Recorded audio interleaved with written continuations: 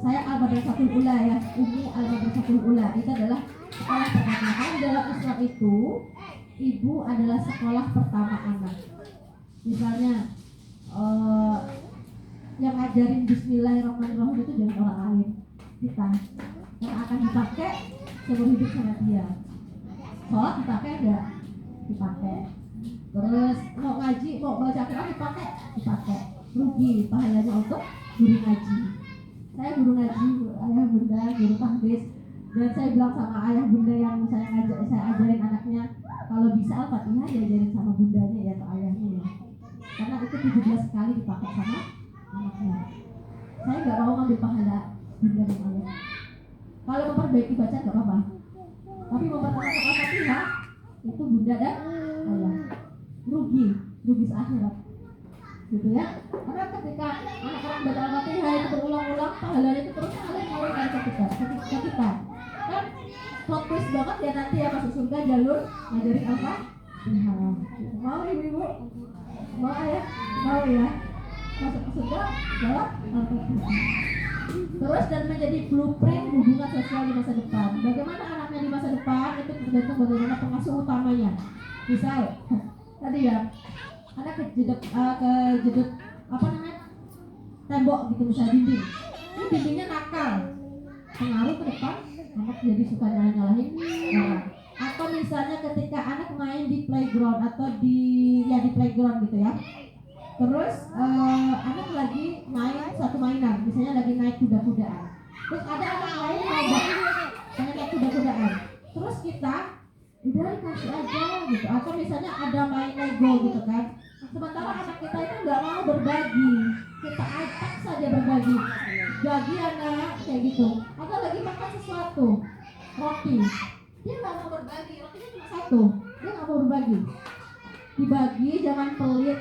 Itu jangan kalau untuk anak di bawah 7 tahun, karena dia belum masanya untuk berbagi. Apalagi yang umur 3 tahun ke bawah itu jangan diminta dia untuk berbagi, karena diharapkan miliknya. Karena anak yang dipaksa berbagi itu kita, yang dipaksa berbagi adik-adik kita ke orang lain. Pokoknya kalau nggak mau berbagi itu pelit. Nanti ada masalah kita kasih paham itu ketika dia sudah umur tamyiz. Anak-anak ayah bunda sekarang sudah bisa dikasih tahu. Kalau di bawah itu nggak boleh, biarin dia nggak mau berbagi, dia nggak mau kasih nggak apa-apa. Nah, mau dikasih, oh kakak nggak mau kasih ya ke temannya, oh iya nggak apa-apa.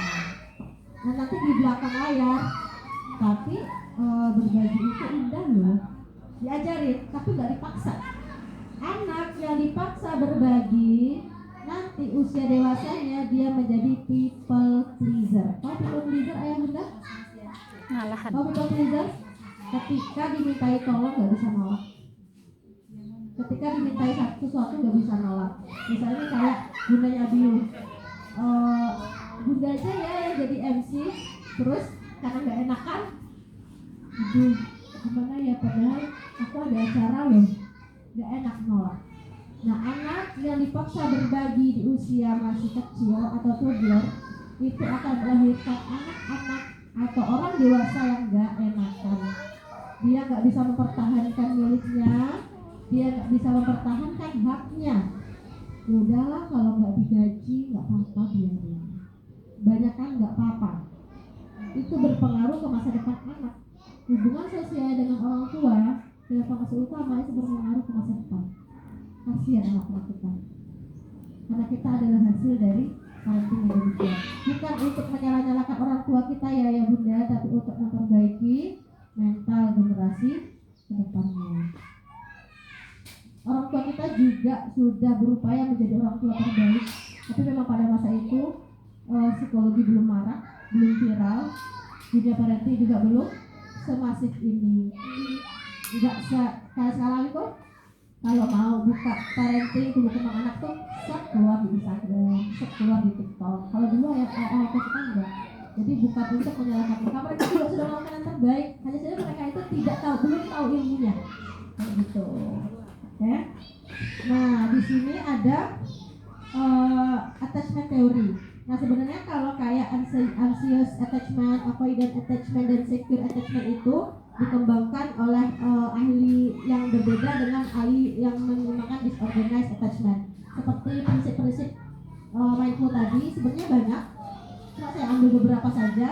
Sama dengan ini karena ahlinya banyak, psikologi itu banyak banget ahli-ahli baratnya. Nah, di sini ada 4 attachment theory atau teori kelekatan namanya. Nah, yang pertama itu adalah anxious. Nah, anxious itu apa? Yaitu pengasuh tidak konsisten. Kadang-kadang responsif, kadang-kadang abai.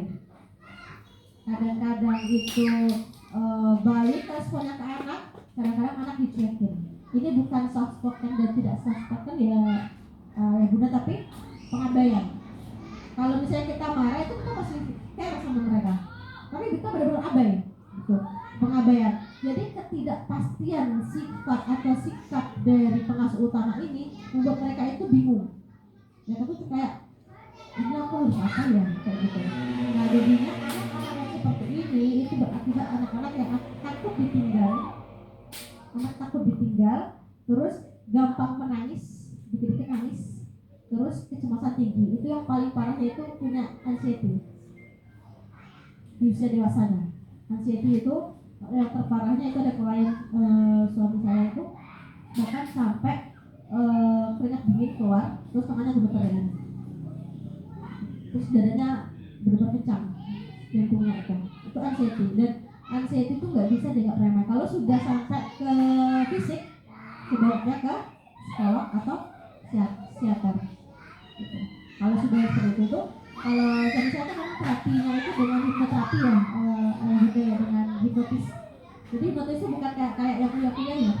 Hipnoterapi itu masuk ke alam bawah sadar untuk belajar menerima luka pengasuhan, luka trauma, luka depresi ketika kita di masa lalu kayak gitu. Nah, ketika kita sudah menerima itu, nanti kita akan lebih legowo dan kita lebih bisa menyongsong masa depan lebih baik seperti itu. Nah itu hipnoterapi seperti itu.